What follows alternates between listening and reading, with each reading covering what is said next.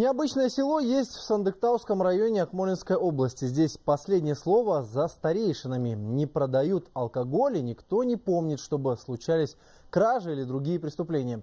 Среди более 1000 жителей нет безработных, а если нужно построить дом или дорогу, за это берутся все жители.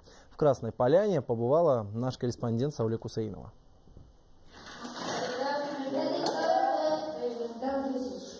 Айшат Халимова больше 20 лет преподает чеченский в школе Красной Поляны. Более 99% населения этого села – чеченцы по национальности. Все они знают историю, традиции и культуру своих предков. Преподавание родных языков в Республике Казахстан было введено во всех школах, где компактно проживает та или иная нация. И благодаря этой политике, мне кажется, создалась та атмосфера, в которой царит мир в Казахстане.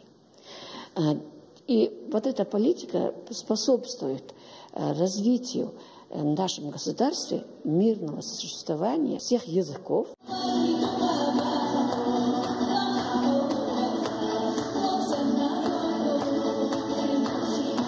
На школьные концерты обязательно приходят все жители. Старейшины с удовлетворением отмечают, в селе выросло несколько поколений, любящих свой язык, традиции и родину Казахстан. Беда или радость каждому по очереди приходит.